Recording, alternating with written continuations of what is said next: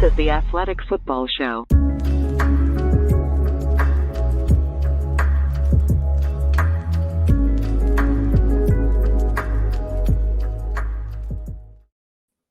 Welcome to the Athletic Football Show, brought to you by Thursday Night Football only on Prime Video. I'm Robert Mays. Joining me tonight, it is my co-host here at the Athletic Football Show, Derrik Klassen. Derrik, how you doing, man? It is springtime for the soul. You know, I can hear the birds chirping, the trees, they're growing, the flowers are blooming. It's a good time to be a football fan, man. What a great day. We had three really close, really good primetime games just all weekend. A lot to be excited about, and we finished it off with one heck of a Sunday night opener.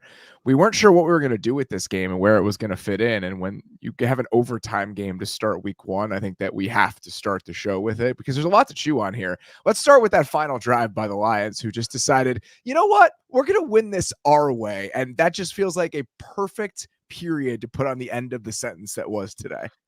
This is what you built the team for. Like when you hired Dan Campbell, this is the type of game that you thought you were going to win. And then every move that you've made since then, whether it's drafting Penei Sewell, whether it's, going and getting a guy like David Montgomery to be your running back and just hammer guys for an entire overtime period, signing Kevin Zeitler this offseason, like Frank Ragnow, this is the game you wanted to win, and you went out and won it. It was perfect. What did you think about the Lions overall tonight? Because I picked them to go to and win the Super Bowl. I think there's a lot of collective excitement about what this team was supposed to be this season. What were your initial impressions about the 2024 version of this team? I think offensively, it looked basically the way that it was supposed to, where I think they ran the ball well for certain parts of this game, especially at the end, which you expect to be able to grind your opponent down and eventually have these big runs at the end where you're able to close it out. They were able to get some explosive plays out of Jameson Williams, which was kind of what we really needed from this offense, because we talked about on a bunch of different preview shows, they were kind of missing explosives last year, especially down the field, and they were sure able to hit one with Jameson Williams, and then they got a couple of other plays to him. So I thought in that sense, like the construction of it looked good, and then the defense, I think they looked good. They kind of got a little bit bailed out in the sense of, Matthew Stafford was playing behind a very clearly hobbled offensive line, but they still, other than Matthew Stafford going nuclear a little bit in the second half, I thought they mostly played up to their level. Like if they can play to that level consistently, the offense is going to be good enough for this team to get where they want to go. Yeah, that's kind of how it feels. And I think that they ran into a guy playing exceptional football for most of tonight. The fact that Matthew Stafford and Cooper Kupp were collectively able to keep the Rams in this game after Puka Nacua went out, after Steve Avila went out, with their two starting tackles not even coming into the game healthy or playing, it was kind of a minor miracle that the Rams were even willing to stay in this game, and it included and required a few miraculous plays from Matthew Stafford specifically. So the fact that the Lions were even able to withstand that sort of onslaught from the rebirth of the Cooper Kupp Matthew Stafford pairing, I think that's enough for week one. That's all I needed to see, combined with the Jameson Williams of it all, for me to feel pretty good about the overall direction of where this is headed. It's a game where it was like a close, dirty, just like rock fight type of game. And you still feel good about like where both teams wanted to be by the end of the game. You're like, okay, the Lions won the exact game. They built this team to win.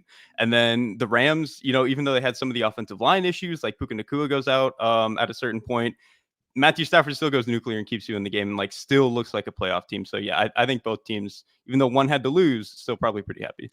I'm still concerned about what this is going to look like long-term health-wise for the Rams, though. How long is Steve Avila out? What's the offensive line situation going to look like moving forward? I know Alaric Jackson will hopefully be back in the next couple of games, but Havenstein is already banged up. We talked about this in our NFC West preview. It's like, should we be worried about the health and the state of the health for this offense? And even if, Puka, it's not a serious injury, it didn't look good, first of all. And this was one of the issues coming into the league. It's one of the reasons that he was a 5th round pick, is that he struggled to stay healthy while he was in college. So if you remove him from this equation, even if you can get something out of Colby Parkinson, which they did tonight, and then get relatively healthy along the offensive line, you start to chip away at your pass catching options, which we thought was going to be a strength for this team coming into the season. So I'm just curious what a health check will look like for the Rams in the next 48 hours or so, and how much we can project that moving forward. I would definitely be more worried about the offensive line. I mean, Puka Nacua is great, but if Cooper Kupp is going to play at the level that he just did, I think they will probably be okay in the pass catcher department. But yeah, it's the offensive line long-term that, we'll see. Anything else from this game that you thought was particularly notable? I know that the Jameson Williams explosion, must have warmed your heart as somebody who deeply believed in him coming into the year. But any other performances or anybody else stand out to you that you feel like is worth mentioning before we move on? Maybe not necessarily players, but I thought the Lions actually did a really good job with some of their whole players, like over the middle of the field, getting back into some of the dig windows that Stafford was trying to get to backside. I mean, the interception he threw in the red zone. There was another almost interception that Stafford threw over the middle of the field, or one of like the Robert player kind of works back into the middle of the field. So I thought they did a really good job on that. I mean, that's, if you're going to beat Matthew Stafford and hold him down for the first half the way that they did, that's where you have to beat him. And then obviously he finds a way anyway, but I thought they did a good job in that sense.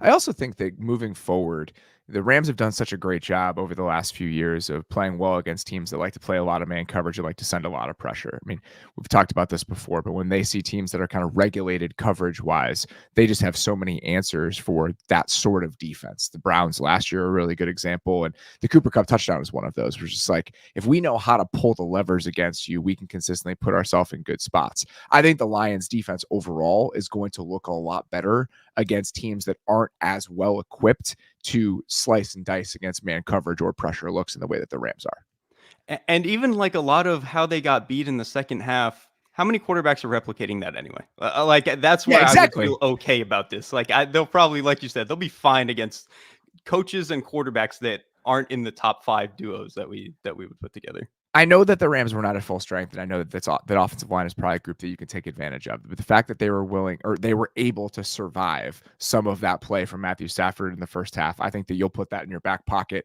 go home with a win, and feel pretty good about that after week 1. All right, you ready? Let's get to You Have My Attention. Let's do it. Well, gentlemen, you had my curiosity. Now you have my attention.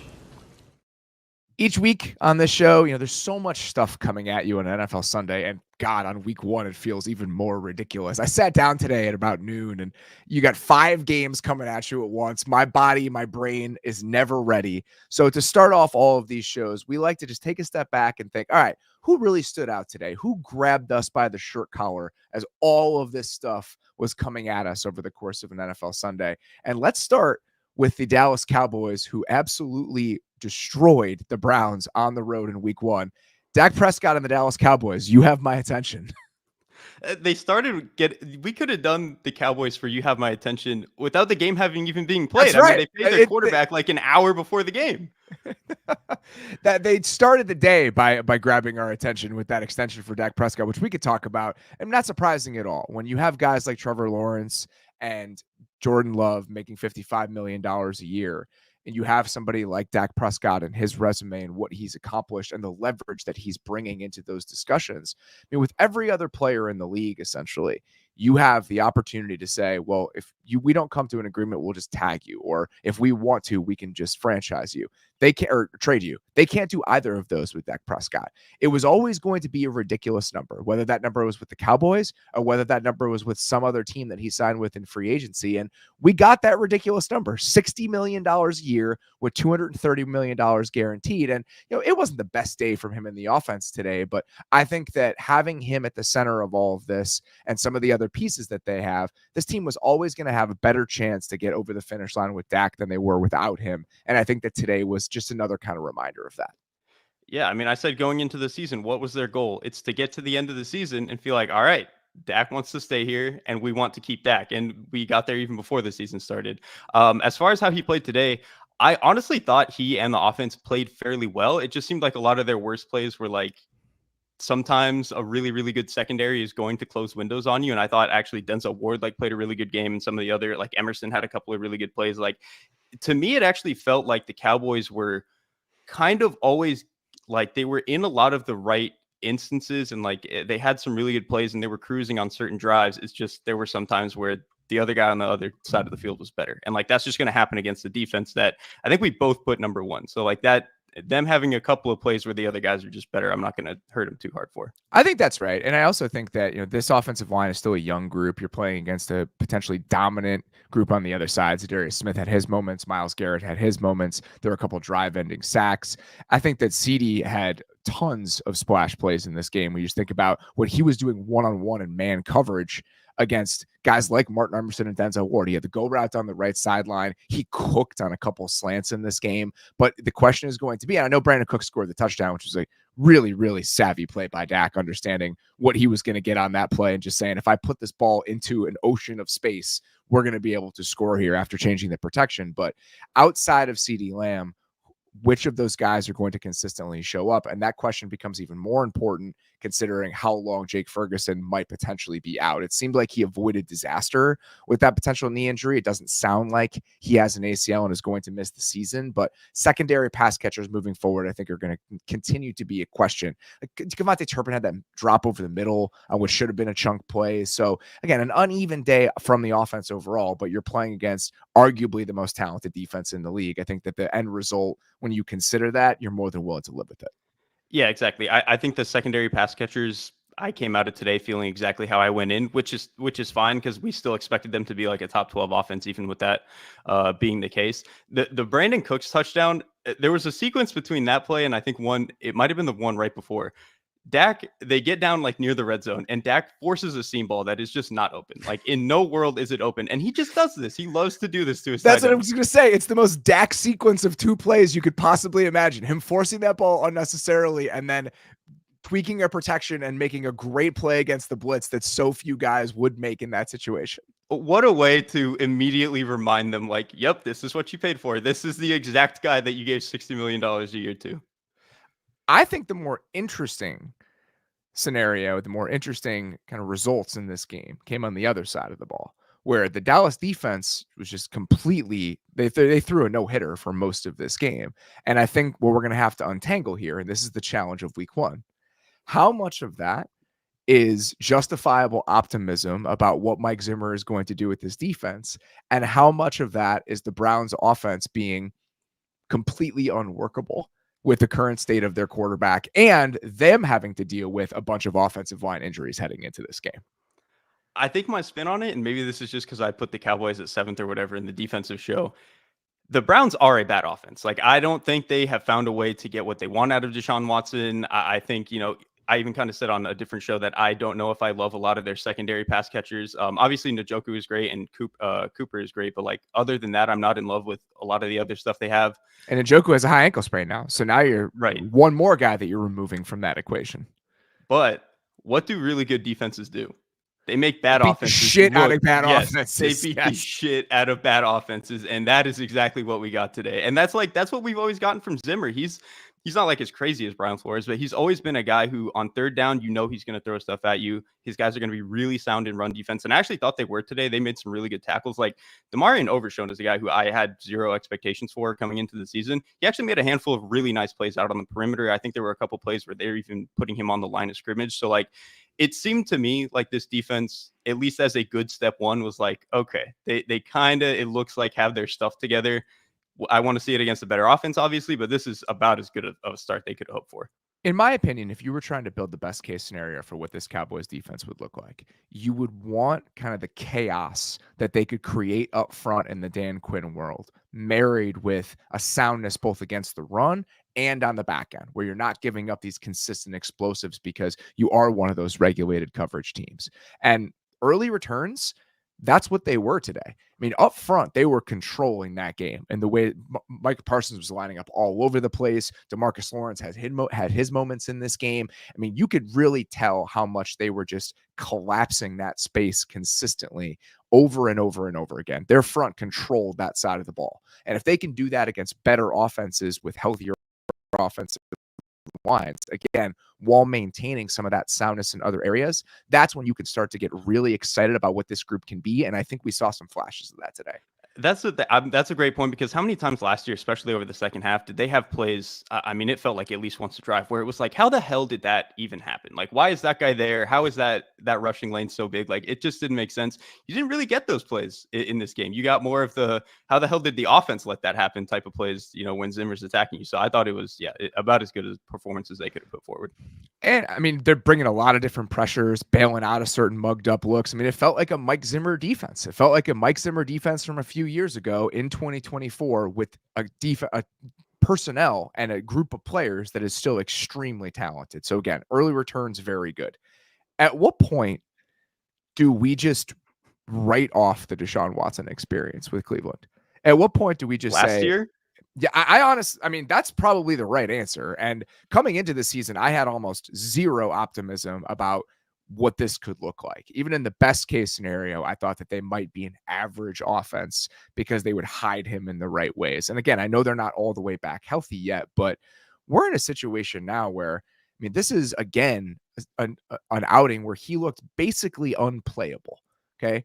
Negative 0.37 EPA per dropback, which is the 5th worst mark of the entire league. And if you consider some of the rookie performances that for among all NFL quarterbacks who've actually played some NFL football for more than a year, he was one of the worst quarterbacks in the NFL. Again, he was sacked 6 times.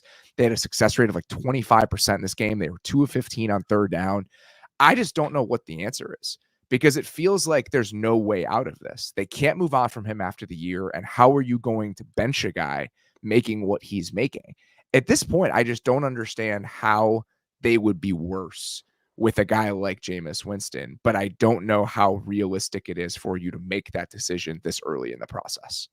I totally agree with that. That's the thing, is at least with Winston, we know what the offense looks like when it's good for Winston. It's like run the ball a lot, play action. He can make some of these really nice intermediate throws. You're going to throw some interceptions, but you just kind of have to live with them. With Deshaun Watson, like, what is the thing that he does well that you're like, I want to build the offense around this? Like, I think his best trait right now is that there are instances where he just miraculously still escapes from sacks. He doesn't do anything once he gets outside the pocket but he anymore. brings that pressure on himself before he escapes the sacks. So That's the good things problem that are happening are only brought about because a bad thing is happening before that. Yeah, that's a great point. And like, he's not really accurate at this point. And even like I just said, he brings a lot of pressure on himself. So even though he makes, some plays after that, that's cool. But like, once he gets outside the pocket, he doesn't actually make those magic throws that he did when he was back in Houston. Like, there were a lot of balls in the dirt, or he just ends up throwing it away or scrambling for he had a few scrambles like at the end of this game when they were down 20 points. So who cares? But I don't understand. Like, we're going to get to a point where this ends up getting put on Kevin Stefanski at a certain point, and like Ken Dorsey, but it's like, what can they do? The quarterback doesn't have a trait to lean on. Right now, if they cut him after this season, even if they made it a post-June 1st cut, it would be $118 million in dead money in 2025 and then 54 in 2026. So it's impossible to do. Like, there's no way around it. But in order to field the roster the way they want to next year, there's probably a pretty good chance they're going to have to zero out his contract again. So if they do that, then you turn the dead money hit in 2026 from like 72 million to 84 million. So no matter when the medicine has to come here, it is going to be a huge problem. And I just think that we're there. I think now it's just a matter of figuring out what is the realistic moment that they can move on from him. And what does that conversation look like with ownership? Like, if you're Andrew Berry and Kevin Stefanski, are you going to get to a place where it's like, listen, just let us play out, this year, maybe we'll play somebody else. But I think that they're going to have to start some really difficult conversations around this, because I don't know how you can justifiably trot out the talent that they have on defense and some of the players that they have on offense and look those guys in the face and say, this is our best chance to win. Especially when you have a coach who has proven he can win with other guys. Like, this was a good offense with Jacoby Brissett. Like, he got decent play out of Baker Mayfield for a certain stretch. Like, we know that this is a good offensive play caller. And the fact that the offense looks so bad when we have a known quantity good play caller, where else is the blame supposed to go? Let's get to our next one here. Josh Allen and the Buffalo Bills win a pretty fun 34-28 game against the Cardinals. Josh Allen with his normal ridiculousness on a bunch of different levels in this game.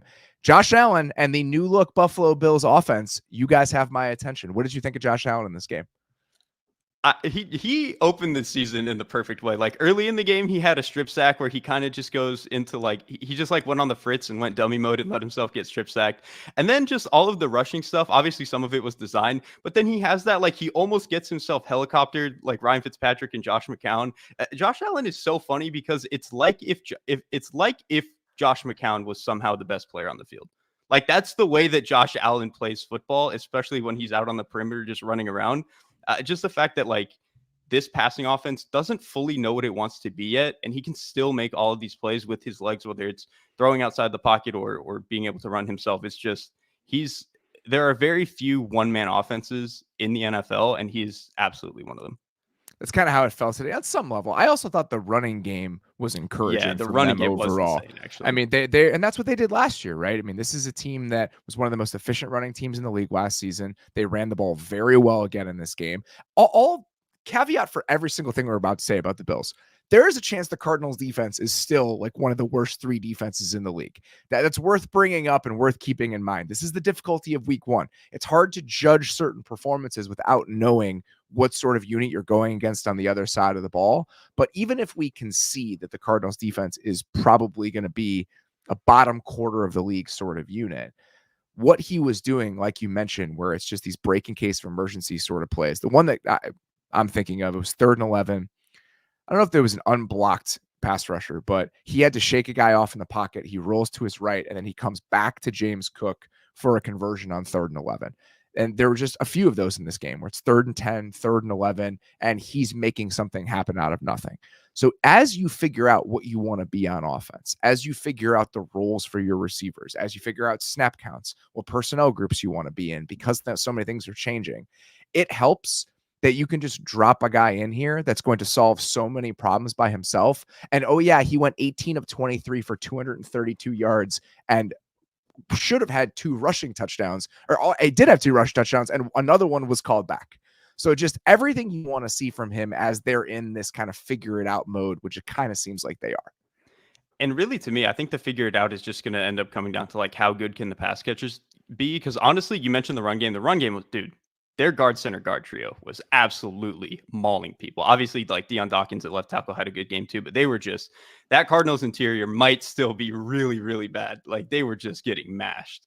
I can't remember which play it was on, whether it was on a screen or some other play down in the red zone where Deion Dawkins, I think, just launched Budda Baker like 5 yards in the air. And that's what's going to happen. I mean, that's the sort of player that he is right now. So I'm really excited to see where they can take this. You had your Keon Coleman moment, right? Like your two guys coming into the season, by the way. Your 2 guys coming into this season were Keon Coleman and Jamison Williams, and you had your splash moments from both of those guys today. So congratulations to you, sir. You got to be feeling pretty good right now. Yeah, I feel pretty good about my receiver takes there. I didn't expect Coleman to lead the team in receiving week 1. I mean, I know it was only like 52 yards. Like they spread the ball around a lot, and Allen ran a lot. But it was nice to see because he had a couple other plays within just that one where he just absolutely bullies the corner and throws him down, catches it on the sideline. That's what you drafted him for. Like that's what he was good at Michigan State. It's what he was good on before he got hurt at Florida State. And Josh Allen needs that guy, man. Like Gabe Davis was like theoretically that guy, but he was never actually that guy. Keon Coleman, man, if it really comes together, that's what you're getting.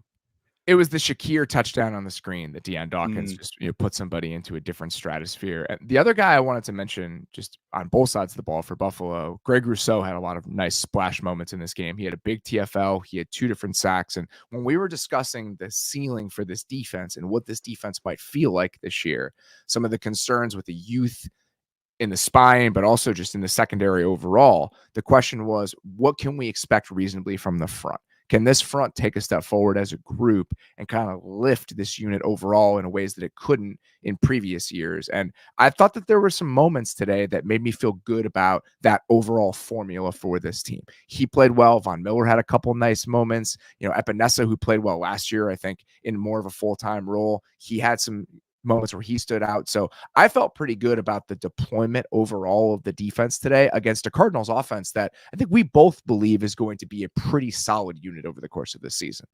Yeah, and they were. And really the biggest thing that gave the Cardinals issues was in the second half in particular, it felt like the Bills were able to get home. And really, so like Rousseau taking a step, it felt like we a little bit baked that in. So like when he did it, it was more like, oh, that's nice to see. Von Miller having the game that he did, I felt like he had 5 or 6 pressures that were really high value.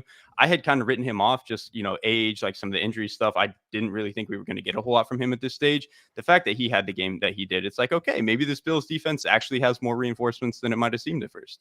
I like seeing them do some wonky stuff too. There were some simulated pressures in key moments. They were bringing pressures in some moments. I think that them sitting back and saying we can just bring 4 and rely on disguise on the back end because of how young some of those pieces are. I just think that they're going to have to force the issue a little bit more than that. And seeing that be the plan with Bobby Babich in his first game as the defensive coordinator, it's like, all right, I can work with some of this. I'm excited to see where you guys take this. And Rousseau and his potential ascension, I think, is probably the number one piece of that as I look forward at this team over the course of the year.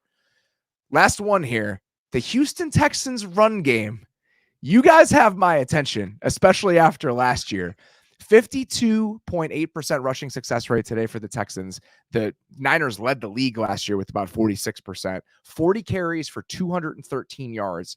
This was one of the least efficient running teams in the NFL last year. And when you look at how much they were running on early downs, they lost as much value running the football last season as almost any team in the league. And today it was on the complete opposite end of the spectrum. And we're talking about a Colts defense that the front seven is where they're supposed to make their money. Like that is supposed to be the group for this team. So to see the Texans run the ball the way that they did today against Indianapolis, I definitely opened my eyes a little bit. Yeah, I mean, we all came in so excited about the passing game, and then they go drop 213 rushing yards. That's kind of where I want to start. They had 213 rushing yards in this game. Last year, their best was 188, so they already topped that. Joe Mixon alone had 159, which that 188 game I just mentioned from last year was the only time as a team they topped 159. Like, so the fact that Mixon immediately was like as good as they had ever been in the CJ Stroud era, obviously like, 18 games or whatever, but was just insane. Like it seemed to me he looked a little bit more explosive than last year, and he just brings, like, he's a guy who clearly has size, and you can give him 20, 25 carries the way that you want to and actually establish the run game the way that this, Slowick Shanahan type of offense is supposed to work. And so the fact that they were able to get that, I thought was awesome. What do you think this came down to? Like, why do you think it looked so good, especially against the front again that you mentioned was supposed to be pretty good for the Indianapolis Colts? I think it's a combination of a lot of different stuff. Going back and rewatching the game, I was trying to pin down, like, all right, what concepts are we seeing? What are they trying to lean into? And it was all over the place in a good way. So if you look at the percentages, like the personnel that they were using in this game, no 21 personnel at all. When they were in kind of fullback, quote unquote, looks, it was Dalton Schultz back there. This is a team that used 21 personnel all the time with Andrew Beck last year. And they cut him before the season started. And I was kind of like, okay, what does that mean? And they have British Brooks, who's on the roster, who's, I think could have been their fullback. He had a sick play on kickoff, by the way. Yeah, but that's what he was doing. He was playing special teams. So they had 0 snaps by my count on True Media of 21 personnel in this game. They were in 12 on 39% of their plays. And if you look at the ways they were using the tight ends overall, those guys are going in motion. Those guys are sealing off the edge. There were some really creative wrinkles with the tight ends in the run game. So I think that was one of the biggest things that jumped out. And then the other thing is just the offensive line looking like a more cohesive unit. Shaq Mason had some really nice moments. I thought that Kenyon Green was impressive in ways that I didn't necessarily expect him to be. I think he was starting at left guard for them. It was hard for me to tell the numbers by the broadcast tape, but I just thought that the offensive line overall, it looked like a group that had played together throughout a decent amount of training camp. I know Tunsil was hurt, but again, we talked about the offensive line injuries, etc. So the creative use of the 2 tight end sets and just the way that the offensive line looked overall, it just felt like a run game and an offense that understood what it wanted to be in ways that it really never landed on last year. I'm so glad you frame it that way, because to me, like, the flip side of it, the reason that Indianapolis seemed to be struggling was kind of twofold. First of all, their second level defenders were playing so slow. Like, they were terrified to come up and hit people because it didn't seem like we're 100% sure where the ball was going. Like you said, with some of the motion, some of the way that they were getting into different alignments, some of the different concepts they were using. So it just seemed like their second level was playing really slow. And then truthfully, Houston's offensive line did a really good job just getting like a ton of pushback on the edge players. Like, I didn't think Indianapolis' interior was that bad. It was just anytime they ran anything like outside the guard, it was like, oh, defensive ends getting pried out. And then when you couple that on top of linebackers playing a step slow, you're just going to have 6 yards for free every time. So I thought it was just, it was a really impressive performance from the Texans. I will say, I thought that the Colts front, while rushing the passer, really affected this game. They looked very impressive. And I think against teams that maybe don't have that sort of game plan or the ability to kind of spring that game plan on you, right? Like, they had no idea what the construction of the run game would look like heading into this game because it was so different than kind of the component pieces were last year. So I came out of this game still excited about how the Colts front, when teams are dropping back to pass, is going to affect games in the future. But I thought the Texans did a really good job of jumping on them with some of that stuff in the run game. I think that's a good point. Yeah, for sure. On the other side of the ball, I'm just curious, what did you think about the first glimpse we had of Anthony Richardson in year 2? It reminded me a lot of year one. I mean, just you have the most Yep. ridiculous throw I think I've ever seen, or easily the most ridiculous throw of that game of that day. I mean, it's a 63-yard ball that he can barely step into. That is just a splash of talent that I don't know. You can count the guys on one hand who can make that play. And then there's so many moments where it's like that Sales one, Dirt's one. The interception, Kylan Granson falls, which is not, not a great moment, but at the same time, it just was a total mixed bag, even if you consider some of the ridiculous splash plays that were dropped in there. It was it's whatever you want it to be type of performance from Yes. Anthony Richardson. Like it was everything that he has always been, which the run game looked awesome. Like I think it looked exactly the way that they wanted it to be constructed, both designed and then some of the plays that Richardson was able to make just outside the pocket, moving around and stuff like that. And then, like you mentioned, the accuracy down to down was not great. Like it seemed, especially on throws to AD Mitchell, those two were not connected for whatever reason. Yeah. And I'm not even blaming Mitchell. Like there were certainly some that Richardson just very obviously missed. Like I think maybe the first drive, he just missed Mitchell on like a 3rd and 10. And it was like, dude, like this is a routine throw. You have to make this. So those ones are frustrating. But then, like you said, he had maybe 3 throws in this game that you only make when you have an S tier caliber arm the way that he has. Like obviously the one where he threw it was like 65 air yards. And then he had another one that I think was like 63 air yards that he completed. But then there was also, he worked to a backside dig and barely skimmed it by the whole player's hand trying to get in there. And like, if you can't throw 110 miles an hour, that is at the very least tipped and maybe picked off. But the fact that him and guys like Stafford and Allen have enough juice to make that throw, that's what you're chasing. It's going to be a process. There are going to be some frustrating moments as part of that process, but there are also going to be 2 or 3 highlights a game where it's like, holy shit, like I cannot believe that just happened. I watched the touchdown throw to Pierce in real time, and watching that happen, I was just like, I don't even know what to make of this. Like the fact that he put that ball on the money in a crowded pocket and it went that far in the air, you just don't see that. Like there's so few guys can do that. I think the play that probably reminded me of the most is there was a throw, I think, during Herbert's rookie year or his second year against the Giants, where he had one that went over the top. I think it was the Jalen Guyton, where I was like, there's, again, 2 or 3 human beings on planet Earth that can make this play, and Anthony Richardson happens to be one of those 2 or 3 human beings. That throw was like it felt like that was the first jump out of your seat moment this Sunday, where you were like, holy shit, somebody did that. And it felt like, okay, we're fully back now. It was awesome. All right, let's get to our new segment here. We're gonna tweak the way that we talk about some stuff that maybe we didn't love on Sunday. What the? This is very simple. All right. Over the last couple years, this was the spot that we had reserved for. I'm not mad. I'm just disappointed. But I felt like that was a little bit too limiting. Right? Like sometimes there were moments where we were mad, or there were things that were just a little bit confounding, even if they weren't disappointing. So we're very simply calling this segment this year, what the That's it. So here we go. Let's get rolling with this. The Cincinnati Bengals losing to the Patriots at home in week 1 and torpedoing a million survivor pools in the process. The Cincinnati Bengals, what the Dude, every year in September, this team, they cannot get it together. It's every year. I made a joke like during this offseason. They're a team that scales. It's like every month they get better as the season goes on. And that's how you somehow end up with Joe Burrow in the Super Bowl. But like it seems like every year in September, this team is just not ready to roll. Like Joe Burrow didn't look that comfortable today. The defense looked out of sorts. This team needs another month. We'll revisit what's going on with them.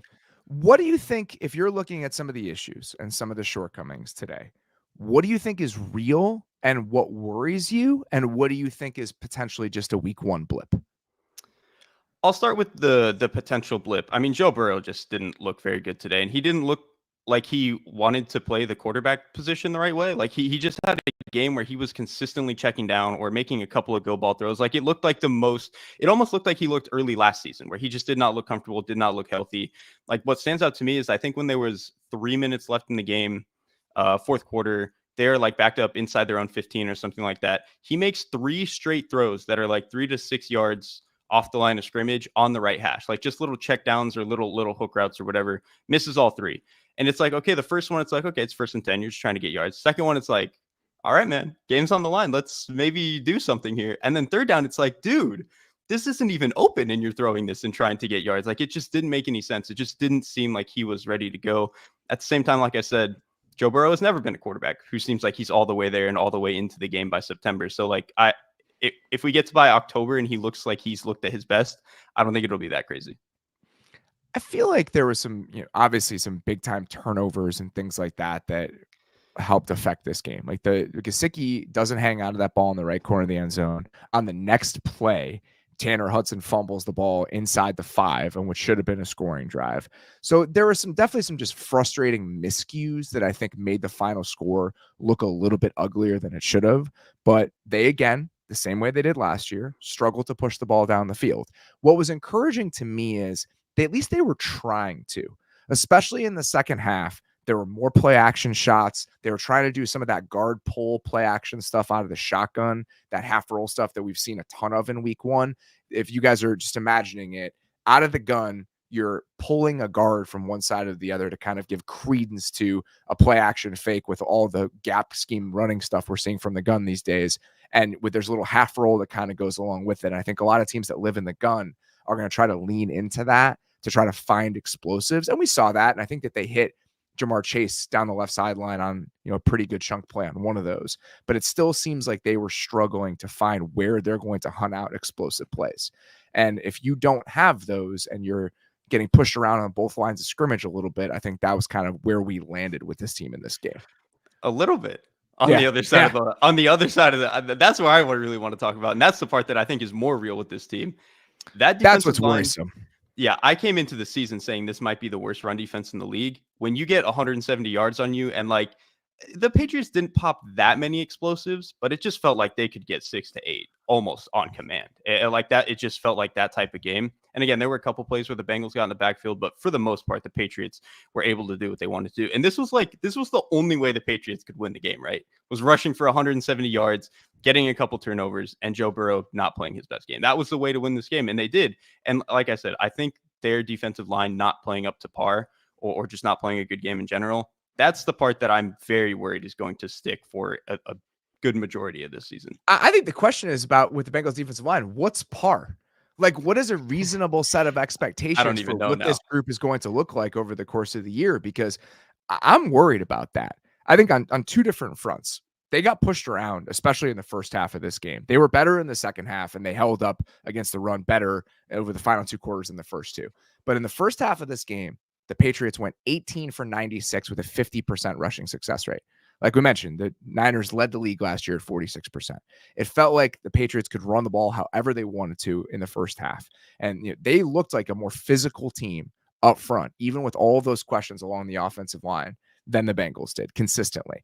And the other wrinkle of this is that they were forcing DBs to tackle one-on-one throughout that first half. And Dax Hill missed a bunch of different tackles. Cam Taylor-Britt missed one. So overall, the run defense just did not look very good. And on the other side of this, I just don't feel good about what the pass rush is going to look like outside of Trey Hendrickson. Like, he's consistently getting pressure. There is no one else that's part of that group right now that I'm really worried about. So if you're going to get pushed around up front, and you're also not going to get after the quarterback, though, that combination is just not tenable. Like, you cannot live that way consistently in the NFL. And both of those things were a problem today.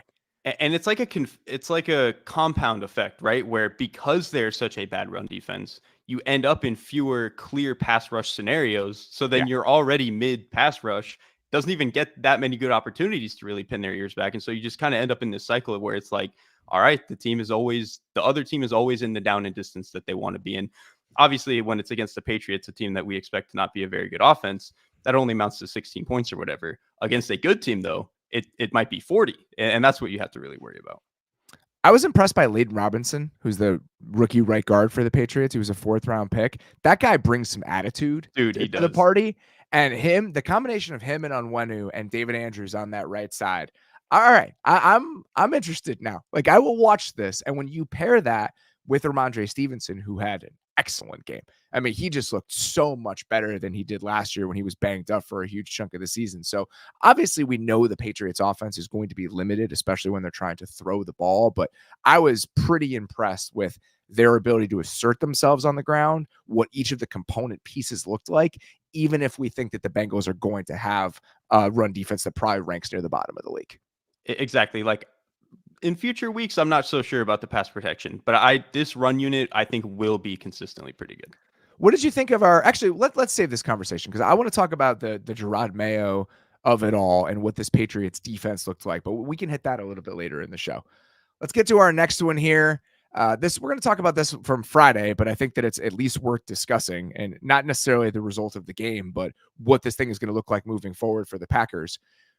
Really, like Jordan Love is going to get hurt in the first game of the season and miss at least a month. What the I cannot deal with this. Like I cannot believe that in the final minute of a game in a shitty field in Brazil, we lose a guy that we were all so excited to watch heading into this year for at least 3 weeks, up to 6 weeks. And we really don't know when he's going to be back and what he's going to look like when he does.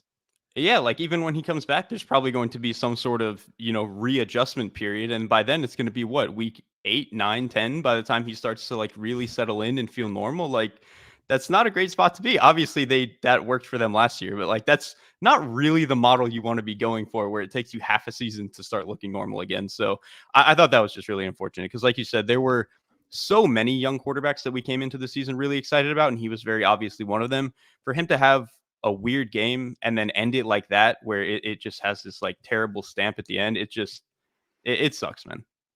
I stopped watching. I turned it off with like 90 seconds left. So I'm just sitting there laying in bed on Friday and I see everyone freaking out. And I was like, what happened?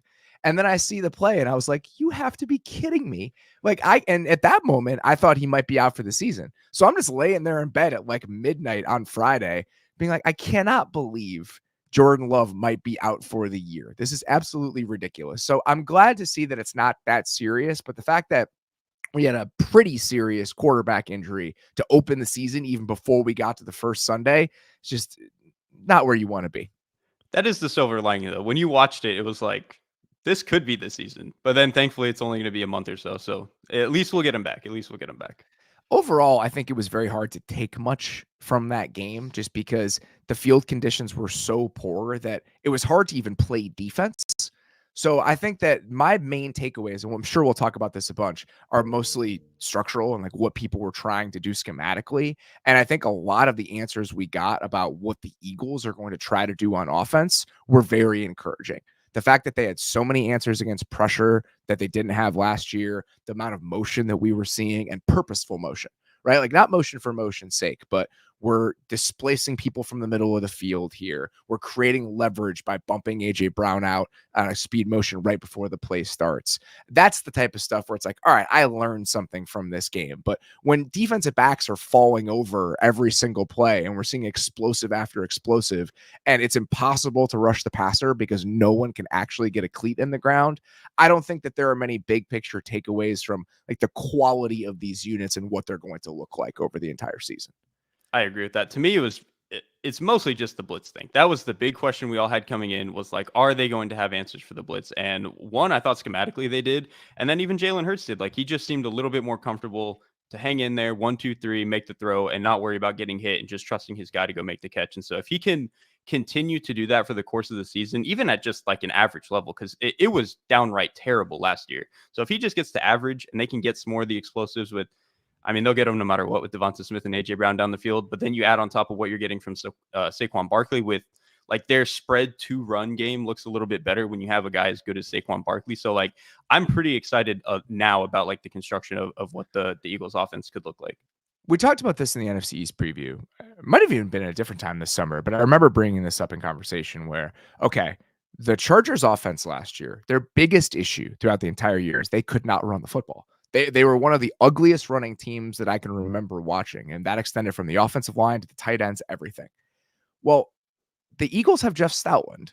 The Eagles have a guy to build and construct your running game with an offensive line that even without Jason Kelce still has a lot of talent. And Mekhi Becton had some really fun moments in that game. Dude, he was good, actually. Like, he was really good. It surprised me. These are the bets you can make when you have one of the best offensive line coaches in the league. Let's go get a super talented guy who's never been put in positions to succeed and has consistently struggled to stay healthy. Let's get him on an extreme discount and see what he can do in our program. And so when you're the Eagles, you can do stuff like that and potentially reap the benefits. But you have a guy in Stoutland who can build the running game for you. So that no longer has to be the purview of Kellen Moore in the way that it has been over the last couple of years when he struggled at times there. So if you have somebody to take care of the running game, and then you have an offensive coordinator who can modernize the way you use motion, what your drop back game looks like, and some of the answers that you have against pressure, there's a chance that you get the best of both worlds. And the early returns at this point, I think from an approach standpoint, I know that Hurts had his moments in that game where it's like, what the hell is going on? But I think the overall offering that the Eagles gave us on offense, that is the best case scenario where Stoutland handles everything that Moore might not be great at, and then Moore gives you all of the answers that you didn't have over the last couple of years. Yeah, I agree with that. Yeah, we'll leave some of the plays that Hurts made. I'll leave those aside. We'll give him a month. But the offensive construction, that was the question that we had coming in, and it looked about as good as it can. That's a great point about Stoutland, though, because I mean, Moore's a quarterback. He's a former quarterback. He's a big passing game guy. So the fact that somebody else can take something off his plate, it's perfect. That's when you have an offensive line coach like that, that's you get to enjoy the benefits of it. Last one here. The Atlanta Falcons put up 10 points against the Steelers after so many people were pumped about what that offense might look like. Finally modernized this thing. Atlanta Falcons, what the They feel like the team, like just as an entire franchise that most embodies this segment. Are they not? Like I think that's more than fair. What were your initial impressions of the Zach Robinson offense and what we got from Atlanta today? First of all, with Zach Robinson, it seems like he was talking to Sean McVay a lot. They still ran a ton of pistol, because they only ran the pistol. They essentially didn't line up under center in this game. So they ran the pistol on 26 plays. The only team that was above 9 before Sunday Night Football, because I know the Rams probably used a bunch of it. The only team that had more than 9 was Miami. So the Falcons ran 26, Miami ran 25. We know the Dolphins are a shotgun team in every way. But the fact that we're not going to put Kirk Cousins under center when under center play action is one of the best things that he does, I was interested in that. I was a little bit confused about just, again, the way that this thing was built from day one for Atlanta. I am confused about how it's going to work too, because, we've talked about with Sean McVay and Matthew Stafford, the reason they seem to go to pistol is like, okay, you can do some more of you trust Matthew Stafford to throw down the field no matter what concepts you're calling, but being in the pistol a little bit helps you in the quick game. It's like, okay, well, with Kirk, I think he's probably fine there. We just need to get him into his most comfortable spot to throw some of those intermediate and downfield shots that he wants to be able to throw and that he can throw. And so the fact that they didn't want to lean into it was kind of annoying. It's also frustrating too, because I thought there were actually spurts where they ran the ball really, really well out of the pistol. And it seemed like their worst moments on offense were when they just a little bit got out of rhythm and couldn't lean on that anymore. I've talked to a bunch of people about this summer, just how pocket quarterbacks have to win in 2024. And one of the things that you have to be able to do if you're somebody who's not going to be a scrambler is you have to access the middle of the field. And how teams do that, you can go about it a bunch of different ways. The Rams with Stafford have leaned away from the play action element of this, and they're still able to do it because there's no one better in the NFL about manipulating a single defender and moving him than Matthew Stafford does. He's phenomenal at it. It's all the no-look passes, but he's brilliant. Like, I think we underrate how smart Matthew Stafford is. And I was talking to Kevin O'Connell about this summer, and just like, Matthew Stafford is so good at just removing somebody from the equation and creating that space because he's toying with that player. Kirk isn't at that level when it comes to just the drop back game. So removing that guy via play action was a necessary component of how the Vikings were attacking that area. They were the most play action heavy team in the NFL last season. Today, the Falcons ran less play action than any other team in the league. So I just don't know how they're going to consistently access that area of the field, which is vital for this version of offense, if they're not going to do it by displacing that guy with run fakes. I wonder too if from the pistol with Kirk, even if they want to do some of the play action stuff out of the pistol, I wonder if it's like a timing thing for him, because he is very much a textbook, by the book passer. And when he can follow that script, he looks incredible. But obviously he's been so used to doing a lot of that from under center. And obviously when you're in the pistol and it's more like a gun formation, but you're still kind of doing the under center handoff, the timing is just different, and that gets him into a different flow. And so I wonder, especially in week one, if that seemed to be the biggest issue. And he's a smart guy. He's been around for a decade. Maybe that figures itself out by November, but it did not look good. Very good week one. That's for sure. Yeah, I mean, even when he's trying to get back to Drake London on that throw that gets intercepted, like he's just a little bit late on it and he's forcing that ball. And there's just more bodies in that area than you probably want when you're trying to be this sort of offense. So I'll be curious to see how it ends up looking over the course of the year. But the early returns, definitely a mixed bag. On the other side, I was very impressed with what the Steelers looked like on defense. Like this is exactly what sort of unit you need to be, where Deshaun Elliott makes a play for you, Dante Jackson makes a play for you. So these guys who are kind of moderate question marks in the overall build of who you are on that side, you're getting the splash plays from them, and you can rely on the guys up front to just own the game for you. And that's what happened. I mean, it was every single one of those guys had a moment today. Montravius Adams had a moment. Highsmith looked like a monster. Cam Hayward looked incredible. Dude, like the fact that Cam Hayward is 35 years old is insane. Dude, there were some of those reps where, you know, there's a guard like 4 yards in the backfield, and I'm like, who is? Oh, of course it was Cam Hayward. Like, but like again, like he's what, 37 years old? Why is he still doing this at this level? It just doesn't make sense, dude. He looked unbelievable in this game, and then Watt was a monster. And that when I was trying to build the optimistic case for what this defense could look like, I just thought, okay, they are going to own the line of scrimmage against any team that they play because of how many bodies that they can throw at this. You drop Keanu Benton into that. I mean, they just have so many guys who affect the game. And I mean, there were looks where Nate Herbig was lined up in the B gap. Like they have so many guys that they can trot out when it's 3rd and 7 to make life difficult for you. And can they piece it together enough on the back end with Minka being a superstar, Joey Porter being an ascending player, and everyone else being serviceable? And it's only been one game, but I think that formula looked pretty good against an offense that people were pretty excited about heading into this year. And two, dude, God bless Caleb McGarry. They did not give him a lot of help in this game. Like he was just one-on-one with Watt a lot. And even when they did give him help, it was like, hey, Kyle Pitts, do you want to go chip him? And Kyle Pitts was like, not really, but I'll make it look like I'm going to go chip him. And then it just ends up making the play worse, and Watt gets home for a strip sack. On the other side of the ball, this is the equation for the Steelers on offense. Can we get 2 splash plays to Pickens? And it was kind of 2. One was right before the half. So they did get a field goal out of it, but it's not within the normal rhythm of the game. And then the other one was a go ball down the left sideline that they get a chunk play on. I know one was called back, but so we're talking like 2 completions over 15 yards in this game for the Steelers, but you get a scramble or 2. You don't turn the ball over and you run the ball enough.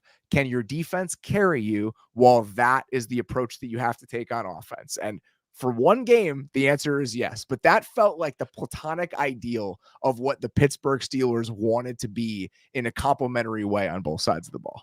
It's what the Mariota offense was when Arthur Smith's offense actually looked fine. It's like, all right, man, we're going to roll out for half of our plays. We're going to get a couple of really good scrambles. We're going to, actually that Falcons team didn't throw down the field that well.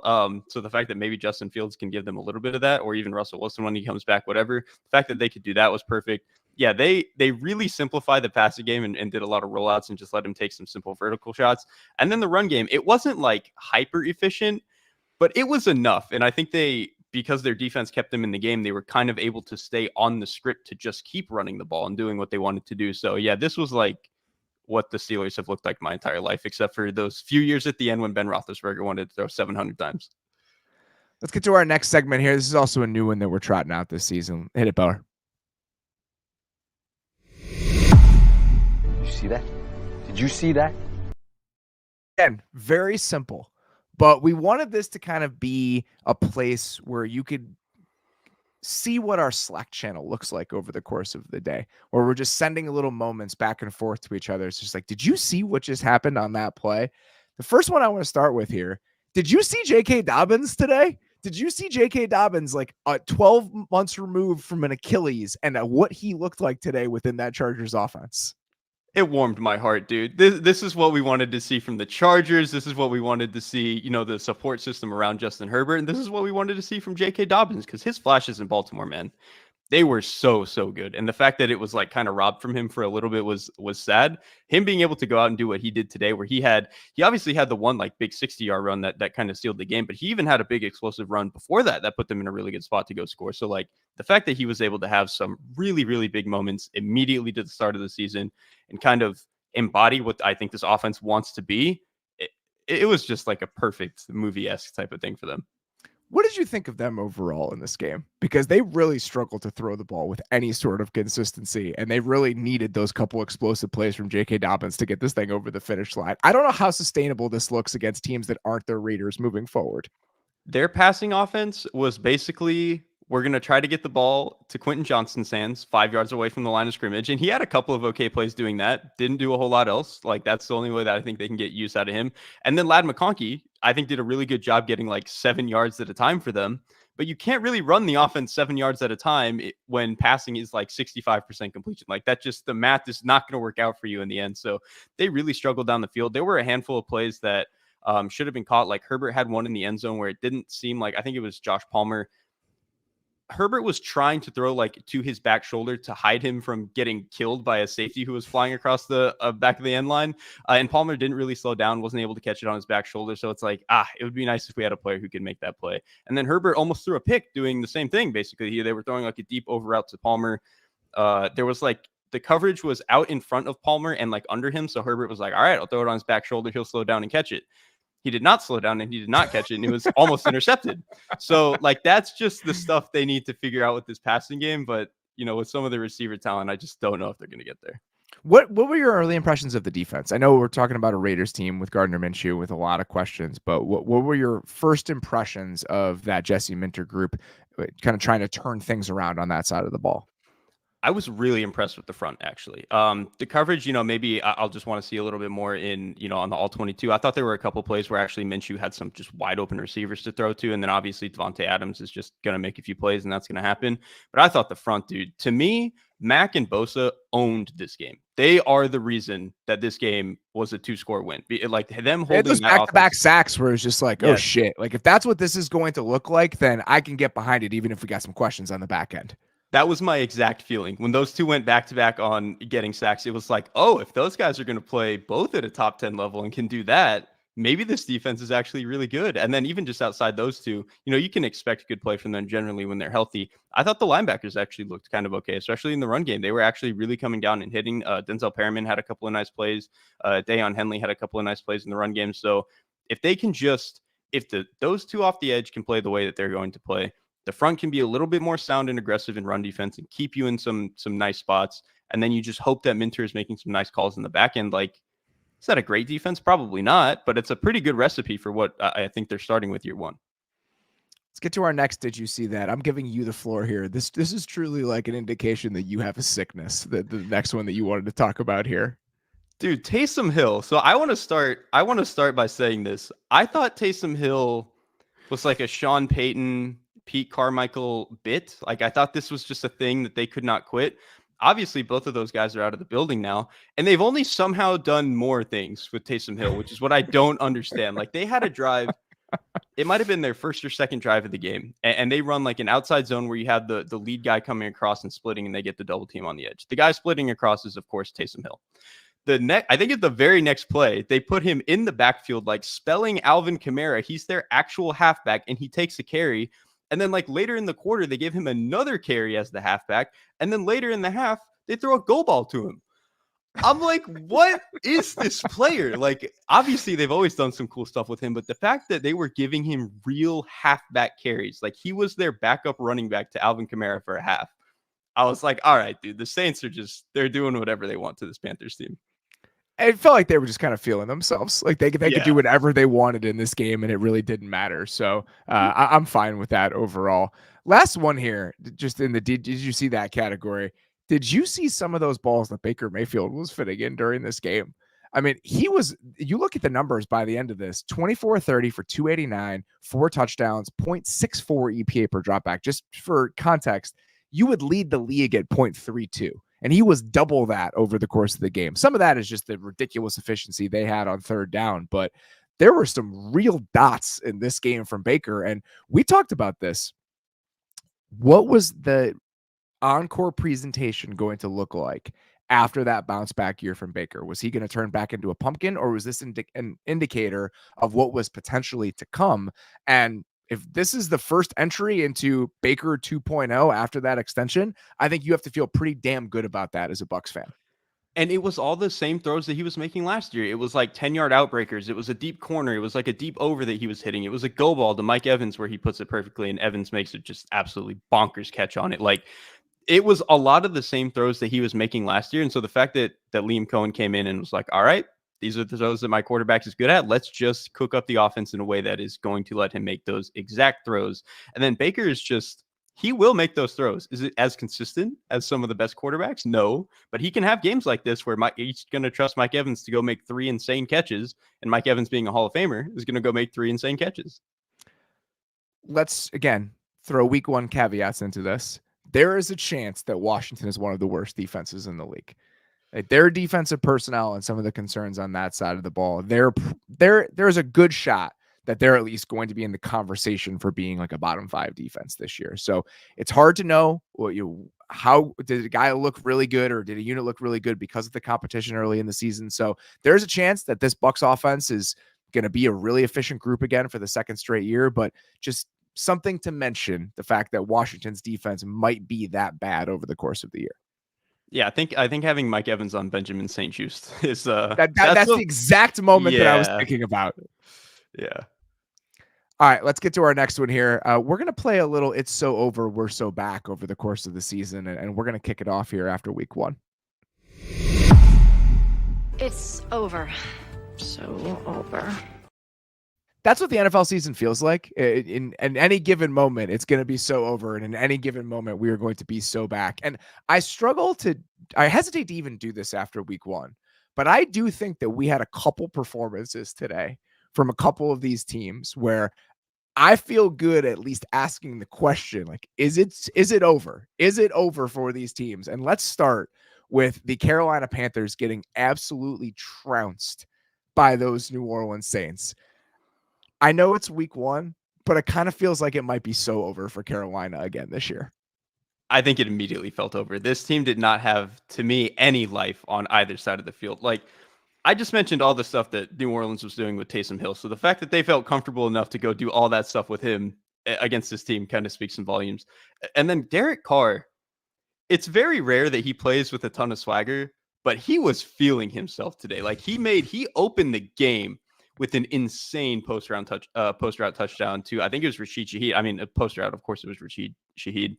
But he did it like under pressure. Like, the pocket was caving in on him, and he was just like, my guy's going to be there. I'm going to make the throw. And he did. And then he just was making a bunch of plays throughout the game. He had a sick, he evaded around in the pocket a little bit and then made a corner route, like at the front right pylon for a touchdown. Like, he was having a game. And I think if you go into a season and Derek Carr has that type of game on you, your season might be over. It's not a good place to start.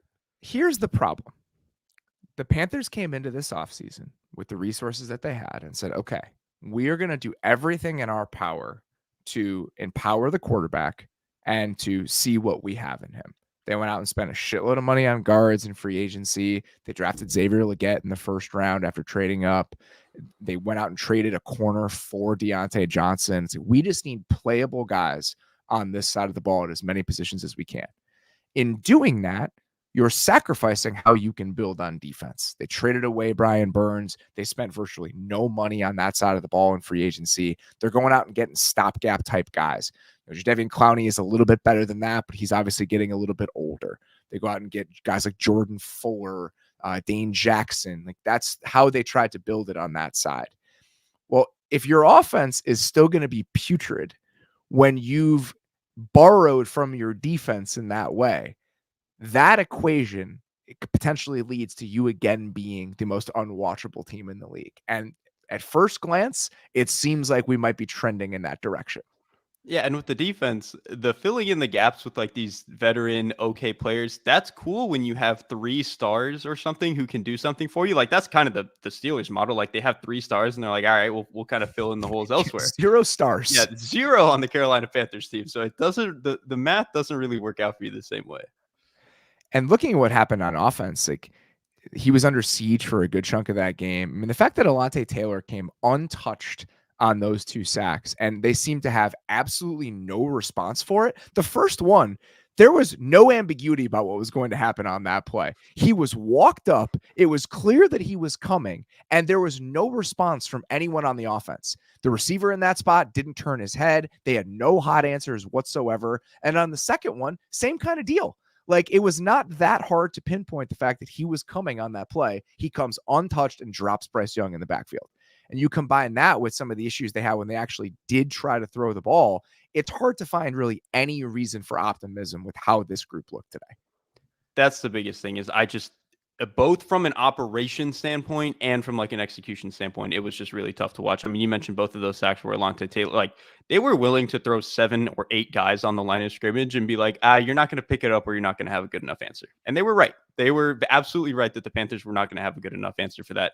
And then Bryce Young, this game to me just felt like you could see that the talent gap between him and what is even like a above average quarterback, it's just hard to watch. Like, even the first throw he tried to make, they are running like they go under center, they run play action, and they try to run that like drift route, 12-yard in breaker, the type of thing that San Francisco's basically done for a decade now with Kyle Shanahan. It seemed like Bryce Young was like almost trying to throw it early, and he got a little antsy, and then I think he was trying to throw it over his lineman, ends up throwing it like 5 yards in front of the guy, and it's picked off. Like, that's really tough. And obviously guys are going to miss throws, but he misses that type of throw consistently. And then there were just a couple of other chances in this game where it seemed like he couldn't quite get it up and over a guy, or he didn't have the juice. And so when you don't have play when they had an unblocked guy coming off the edge on a boot, and to try to fit it over the guy, he jumped in the air to try to throw it over him. And it's like, oh man, if that's where we are, then I just am really, really worried about the state of this thing. And here's the thing. I'm going to do some Kyler propaganda. Kyler actually, especially in this game, actually did a really good job of that, of finding ways to make that work somehow. But we've said this before, Kyler's arm is just also way better. And he's a little bit more athletic. So it just kind of allows him to get away with that. Like you just mentioned with that play, you don't see that quite as often with Bryce Young. The stat I'll throw out, in the first half, he was blitzed on 6 dropbacks. On those plays, he averaged negative 1.36 EPA per dropback. So every time he was blitzed in the first half of this game, the Panthers lost about 1.5 points. That they lost, what is that, 8.5 points overall, like 9 points? Like, that alone is going to, in a league where most games are decided by one score, those 6 plays alone like could have decided an NFL game. Yeah, again, it's week 1. Hopefully they can kind of right the ship a little bit, but there is a chance that it is so over for the Panthers before things even get started. And there's another team where I think we could say the same thing. The New York Giants, there is a chance that it is so over. They get destroyed today by Sam Darnold and this Vikings defense. And again, not many reasons for optimism on either side of the ball. I mean, if you were trying to build a case for why it isn't so over for the Giants, where would you even start? There is none. The only silver lining is that I think I saw Dexter Lawrence had like a 40% pressure rate, which is just bonkers for any player, let alone a nose tackle. Like, it just doesn't make any sense. But the issue is they weren't getting enough pressure outside of Dexter Lawrence, which is kind of what they had built this team to do. And so that's an issue. Obviously not covering guys. When you let Sam Darnold, have the game that he had, and I think he completed passes to like 8 or 9 different receivers. Like, when you are letting Sam Darnold play the put together, buttoned up football game, your defense might end up being really bad. Yeah, I mean, Darnold actually looked pretty darn good in some of these moments. He was playing on time. I mean, there was that stretch where he had those 2 completions to Addison on the right sideline where I was just like, okay, like this I can absolutely get behind. So I was impressed with what Darnold showed, but there's, again, a chance. Like, this Giants defense was a huge question mark coming into the year, and again, might be one of the worst units in the league over the course of the season. So it's hard to put into context like what that Sam Darnold performance was. I will say, on the other side of the ball, I really enjoyed watching the Vikings defense today. Like, we talked about it coming into the year. What could this recipe look like when you had these guys who were built for this, right? When you had guys like Van Ginkel, when you had guys like Dallas Turner, and you dropped in players whose skill sets are actually conducive to playing this way. And in those moments where they had like Grenard bumped inside and Van Ginkel and Turner all on the field at the same time, I'm excited about watching what that might look like over the course of the year against a team with an actual offensive lineman that can run the ball. Maybe it doesn't look great, but against this Giants team today, it was pretty fucking fun. It was. That's what it's supposed to look like. I'm so glad that we got now like so many of these defensive coordinators like him and Aaron Glenn, where it's like, all right, we're going to give you what are the 2 or 3 particular types of skill sets that you need? All right, fine. We will go and get them this offseason. And they very much did. And it looked exactly the way it was supposed to look. Again, a lot of defensive coordinators and teams can probably do this to Daniel Jones, especially if the offensive line is going to play the way that it did and the run game is going to play the way that it did. But I don't know, man. I think there is a chance, like, even though you could sell yourself on this being a mirage against the Giants, I think we both believe Brian Flores is a good coach. And if he could do some of what he did last year, and now he has more talent, yeah, man, like they could figure something out here. I just don't know what the Giants offense is supposed to be. Like I'm struggling to figure that out, and especially with Daniel Jones just looking pretty lost for a good chunk of this game. There was a play in the third quarter, it's like a 2nd and 10 play action, and he gets to the top of his drop, and there isn't like a ton of traffic around him. And for some reason, he steps up and almost runs directly into pressure. And his just feel for that space is just, it leaves a lot to be desired. And if you're not going to be somebody who operates really cleanly back there with this offensive line, then the issues just start to compound themselves and everything starts to crumble. And it feels like that's what happened last season when he was involved here behind a worse offensive line. But if that's going to be just how this feels again in 2024, I don't know how you build the optimistic case for what this offense might look like with him back there. Yeah, I've long said that Daniel Jones has object permanence in the pocket. Like he just, other than the thing that he's looking at downfield, he can't perceive all of the other things around them. He believes that they're not there. And so when you have a defensive coordinator who makes those things even harder to see, these are the types of games that you're going to get. So he might have some okay games versus like more vanilla defenses, but not a great start. Only Bo Nix and Will Levis had a worse EPA per dropback today than Daniel Jones. Not the company you want. No, especially when you consider, what those offenses looked like in the most important moments of those games. All right, let's get to our last segment here today. Let's do it. I think I've learned something today.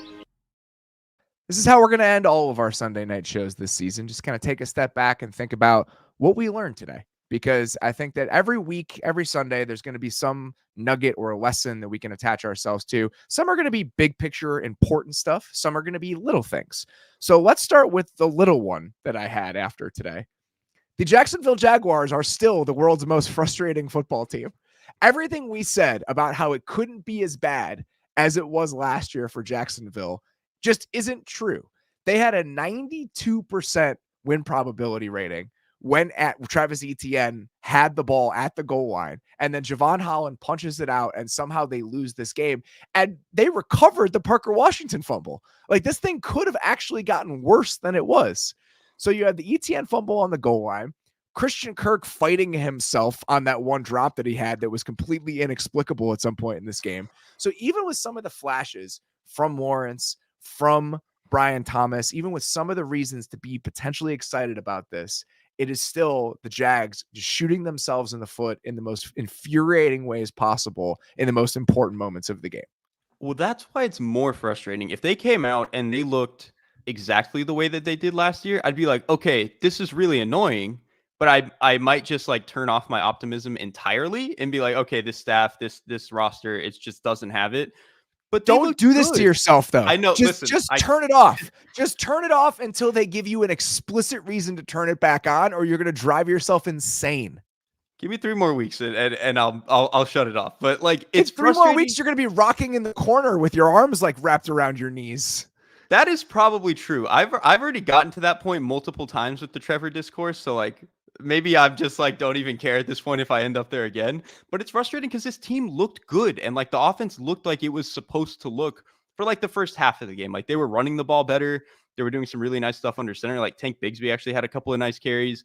Trevor was throwing really, really well down the field, which I thought was really nice. Like all the things we wanted to see from this team. Yes, it was exactly what it was supposed to be. And then like the second half rolls around, basically everything after that Etienne fumble, they went back to a lot of what they were last year, where it's like, oh, the run game just stopped working. And oh, every time they get in third down, Trevor's getting hit immediately. And like guys are making drops. And there was even one Christian Kirk play where Trevor is trying to throw like an outbreaker to him. I think it might've been on a third down. And Kirk like comes out of the break and just like slow rolls and stops. And then he has to try to dive for the ball. I'm like, run to the sideline. Your quarterback is throwing the ball to the sideline. What are we doing here? So just stuff like that. It's just the entire second half. And it was even more frustrating again because I think outside of like two hugely explosive plays from the Dolphins offense, one to Hill and one to Waddle, which the Dolphins are going to get those. The defense otherwise looked really, really good. So it's just so frustrating that so much came together, and then second half offense just doesn't have it. I'm sure we'll talk plenty more about this team and it driving us insane over the course of the year. What did you learn today? What was kind of the small takeaway that you had after week 1? Yeah, one of mine was just the vibe in New England. It's different, man. Like, it's just, I'm kind of liking what Gerard Mayo has going on. I'm really enjoying it because I think so for so long during obviously the Brady and Belichick era, it was really buttoned up and it was really just like, everybody put your head down, do all this stuff. We're not going to say anything, yada, yada, yada. But because they were winning, it was like, had this air of respectability to it. But then obviously Brady goes away. They start losing games. It just starts to feel stuffy and annoying. And eventually, like it felt like some of the coaching decisions, especially on the offensive side, just got stale. And it was like, all right, this whole act is done. You bring in Gerard Mayo, you still see on the field a lot of the energy that those teams, kind of embodied, but just off the field, Mayo is just so different. He talks with like an air of energy and positivity that is just so different from this building. And like, he's just more willing to hear people out, whether it's reporters or players and all that other stuff. I mean, there was even a point where I think he got asked about like some of his game management at the end. And he was like, yeah, I was a pretty good Madden player back in the day. Belichick would have never said anything like that. He was talking about like making up words for social media and stuff like that. Belichick would have claimed that he didn't know that Madden existed. Yes, exactly. That's how he would have responded to that question. What did you think of just the defense overall from New England today? We put a pin in it earlier in the show. I'm just curious what your initial impressions were.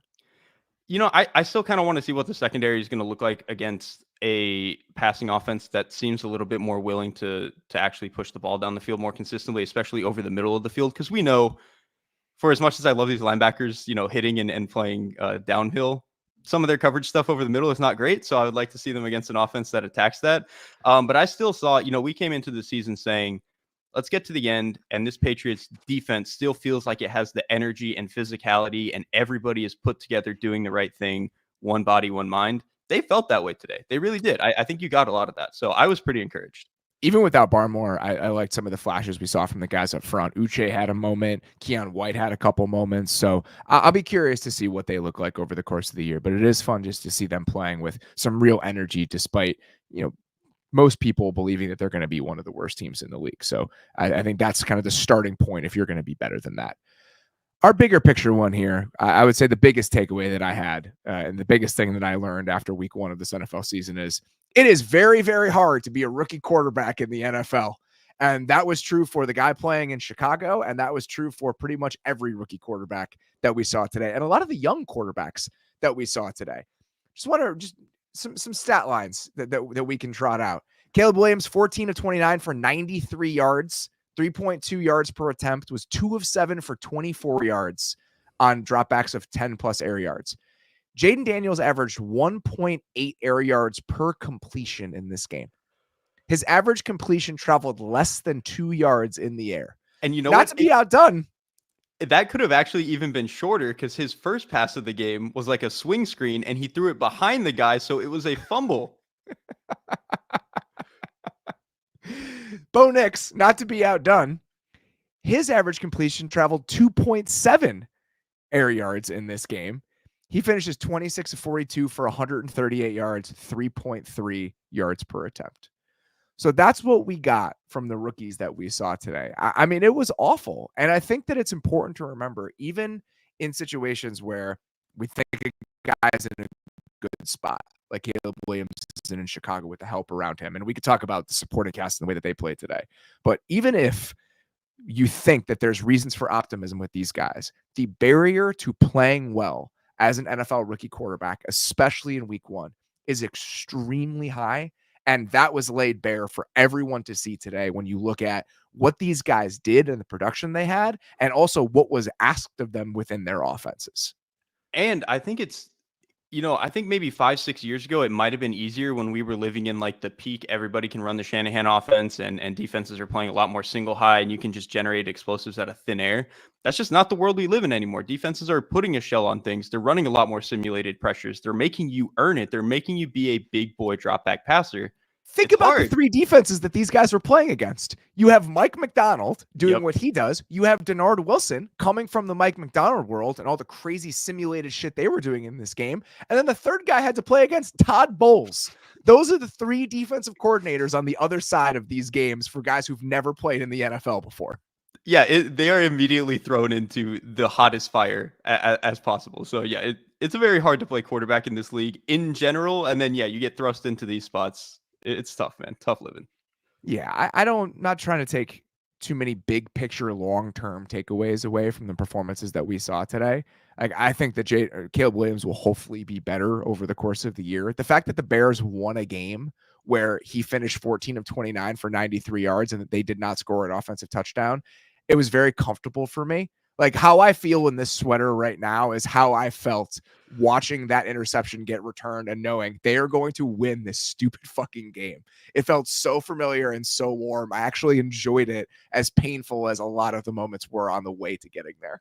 There were a couple of stretches for like particular sequences that I think like so perfectly summarize Caleb Williams. There was one where I think on first down, he tries to roll to his left early in the game and almost hits DJ Moore on just like a, how does your arm even move like that type of throw? And then he tries to hit Keenan Allen on a deep shot, doesn't work. And eventually they get to 4th and 3 and he converts it. And it's like, okay, you saw him try to do some of the cool stuff. Then he misses a big throw and then he converts on 4th and 3 and you see some of the like, okay, this guy's put together. And then he takes a 19-yard sack to get them out of field goal position. Because the next play was like he tried to throw a contested route over the middle that could have been caught, but it's like you've dug yourself so far in the hole. I'm not going to feel bad for you. And then the 3rd and 29 or whatever it was a failed screen. So like you took yourself out of field goal position on first down, which seems impossible. Like that, like usually we get onto guys for like, oh, it's 3rd and 8 and it was the last play of the drive and you took yourself out. You took yourself out of field goal range on the first play of a series. Like, how does that happen? Like, it's just so many funny moments from him. I will say that on a lot of those play action, that was play action, and he turns around and there's a guy in his lap, and that was happening consistently throughout the game. My biggest worry about this game as a Bears fan is not the way that he played. It's the way the interior of the offensive line played.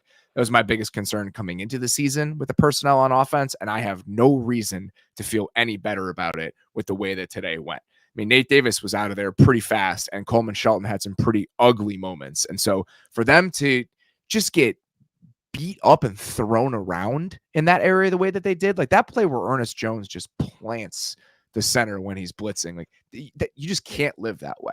If you're going to get consistently pushed around on the interior of the offensive line, it doesn't matter what sort of skill position talent that you have. It doesn't matter how excited we are about the quarterback. So if that stuff doesn't get fixed, it is going to be a more frustrating year for this offense that I think a lot of Bears fans want to hear about right now.